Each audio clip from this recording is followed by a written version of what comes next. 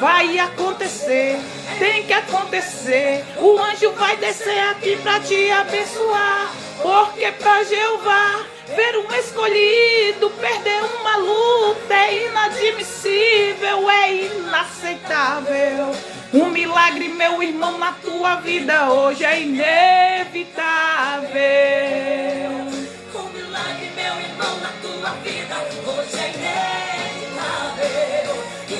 Inevitável. Eita glória!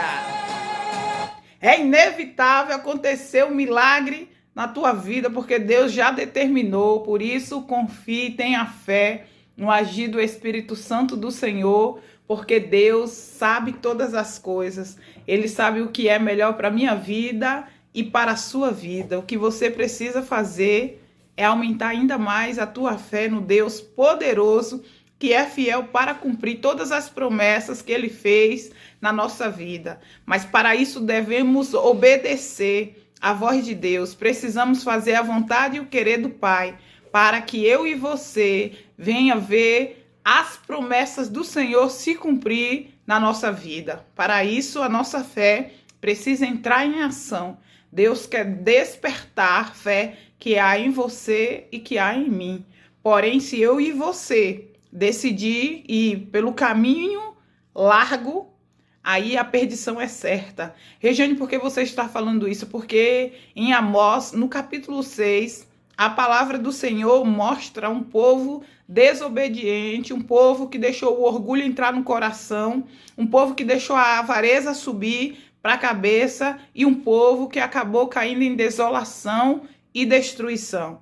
Então eu e você precisamos obedecer à voz do Senhor para que o milagre venha acontecer na nossa vida, para que eu e você tenham um testemunho para contar. Deus está preparando um testemunho na tua vida e na minha, mas para isso eu e você precisamos confiar. Não podemos ficar murmurando, não podemos ficar choramingando, reclamando o tempo todo, só achando que acontece o pior na nossa vida, porque não é verdade. Deus está preparando um testemunho, e se Ele está preparando um testemunho na minha vida e na tua, a gente precisa passar pelo vale da sombra da morte. Regiane, como você fala isso? De onde você tira essas ideias? Não, eu não tiro essas ideias não, está na Bíblia, na palavra. Quem lê a palavra do Senhor sabe que todos os testemunhos que são contados na Bíblia foi através de momentos difíceis, de pessoas que entraram no vale da sombra da morte e que tiveram testemunho para contar. Porque eu entendo que o Senhor, Ele não tira eu e você de passar por momentos difíceis. O que Ele faz é passar conosco, é nos ajudar, é nos fortalecer, é nos dar os armamentos para que eu e você entre na guerra e vença a batalha. Deus não passa a mão na nossa cabeça e fala assim, não, vou te livrar, não vai acontecer nada com você, fique tranquilo, fique tranquila, não se preocupe. Não, Deus fala assim, aqui está a espada, agora é hora de você guerrear e eu vou entrar na guerra com você. Então eu e você não podemos ficar esperando o milagre acontecer sem a gente reagir, sem a gente fazer nada. A gente precisa fazer alguma coisa, a gente precisa levantar a cabeça e ir à luta. Porque até hoje eu não ouvi e nem vi ninguém contar um testemunho de alguém que estava deitado esperando o milagre acontecer. Eu já ouvi testemunho de pessoas que levaram tiros, de pessoas que entraram na fornalha, pessoas que foram perseguidas, pessoas que armaram ciladas para destruir a vida delas, pessoas que fizeram obras malignas para que a vida dela viesse a ser destruídas.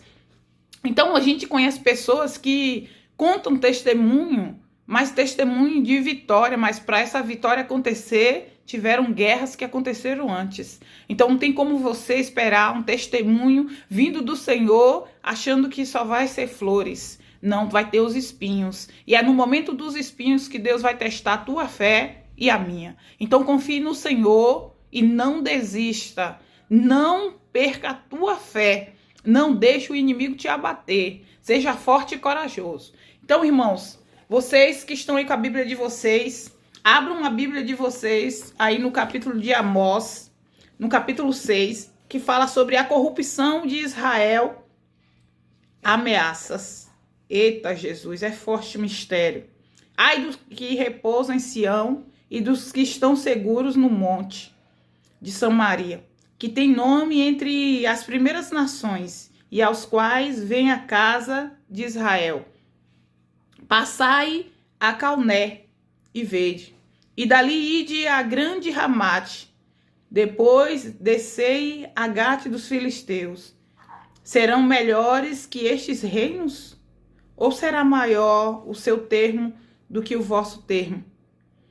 Vós que dilatais o dia mau e vos chegais ao lugar de violência, que dormis em camas de marfins e vos estendeis sobre os vossos leitos e comeis os cordeiros do rebanho e os bezerros do meio da manada, que cantai ao som do alaúde e inventais para vós instrumentos músicos como Davi, que bebeis vinho em taças e vos ungis com o mais excelente óleo, mas não vos afligis pela quebra de José.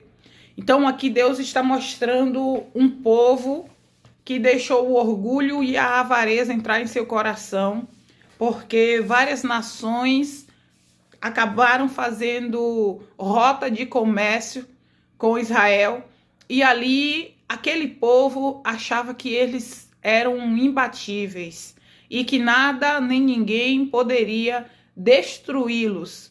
E eles começaram a deixar a glória de Deus de lado e começaram a achar que eles eram suficientes e poderosos. Então Deus está mostrando aqui para eu e você que não podemos deixar o orgulho entrar em nosso coração. Não podemos permitir a avareza nos cegar. Quantas pessoas nós vemos que Deus começa a levantar, que Deus abençoa, que Deus prospera, e quando essas pessoas começam a chegar em um grau alto, onde acha que o poder está sobre elas, elas começam a se afastar do Senhor. E é neste momento que o inimigo se alegra. Por quê, Regiane? Porque quando nós nos afastamos do Senhor, quando o nosso coração está distante do Pai, fica fácil, muito fácil, para o inimigo armar cilada e a gente não conseguir enxergar.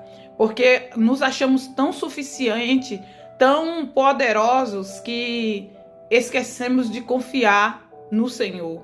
Então, quando eu falo dessa palavra, eu lembro do momento em que nosso Senhor Jesus Cristo, ele poderia mostrar que ele era poderoso, que ele tinha todo o poder, porque foi dado a ele por Deus. Mas ele não deixou o orgulho e nem a avareza entrar em seu coração. Assim Deus quer na minha vida e na tua vida. Deus quer que aconteça a mesma coisa, que a gente não permita o orgulho nem a avareza entrar em nosso coração. Quantas pessoas vêm me contar o que aconteceu na vida delas, que aquilo que eu entreguei da mensagem do Senhor para a vida delas aconteceu. E elas vêm agradecer. E quando elas vêm me agradecer, eu falo para elas: não me agradeça, agradeça ao Senhor. Eu sou apenas uma serva usada por Deus. A gente precisa saber onde os nossos pés estão. Eu não sou nada sem a glória de Deus. Se eu não fosse escolhida pelo Senhor, eu não teria a sabedoria que eu tenho, o entendimento que eu tenho. Muitas pessoas acham: que nada, que conhecimento que nada. Eu faço e desfaço na vida dela e ela continua sendo a mesma pessoa. Eles que pensam, eles que achem isso. Porque por mais que a gente saiba e entenda quem são as pessoas que estão ao nosso redor, eu e você não somos nada nem ninguém para julgar e condenar as atitudes delas. Quem vai fazer isso é Deus, é o nosso Pai, que é Pai meu e é Pai deles também. Então o que a gente precisa fazer é orientar essas pessoas a seguir e fazer a vontade do Senhor. Só que nos dias de hoje, ainda depois que Deus tira a coroa da cabeça de muitas pessoas, elas continuam permitindo o orgulho entrar. Elas acreditam que são autossuficientes, que não depende do Senhor. Continua com o nariz em pé e a situação só tende a piorar. Porque se eu e você perdermos tudo que Deus nos deu e não nos tornamos humildes o suficiente para entender que Deus nos desaprovou e que precisamos servir ao Senhor de todo o nosso coração, obedecer a Ele, pode ter certeza que a tendência é só piorar. Então aqui Deus está mostrando um povo que deixou a soberba e o orgulho entrar no coração. E essas pessoas acharam que elas sozinhas conseguiriam vencer todas as batalhas e guerras que viessem em cima da sua nação. E não foi o que aconteceu. Muitas das vezes isso acontece conosco. Deus se afasta quando vê que nós nos tornamos orgulhosos, que estamos achando que o poder que Ele nos confiou nos pertence, porque nada nos pertence. Nada nesse mundo me pertence nem te pertence. Tudo pertence ao Senhor. Toda honra e toda glória é do Pai. Então eu e você, sem a presença do Senhor, não somos nada. Seremos um ser humano como outro qualquer. Mas quando Deus está conosco, quando Ele nos abençoa, quando Ele nos unge, Ele nos permite falar em seu nome. Ele nos permite fazer com que o mal bata de retirada da vida das pessoas e caia por terra. Mas do mesmo jeito que Deus nos dá, Ele também pode tirar. Então, se Ele vê que eu e você nos afastamos da presença dEle, deixamos de obedecer à voz dEle, Ele tira a unção que Ele nos confiou. Porque Deus não permite e nem aceita que um servo, que um filho seja orgulhoso. Então, que eu e você venhamos vigiar para não acontecer conosco o que aconteceu com Israel, para que a presença do Senhor não se afaste de nós. Então precisamos ter vigilância, precisamos nos colocar na dependência do Senhor, servir a Ele de todo o coração e fazer a sua vontade e o seu querer. Que Deus venha te abençoar nesse dia de hoje, que Deus venha abençoar a sua família, que Deus venha te livrar do mal, que Deus venha te dar entendimento e sabedoria, que Deus venha cuidar de todos nós, não só ontem como hoje, amanhã e para todo sempre. Amém. Glória a Deus. Louvado seja o nome do Senhor.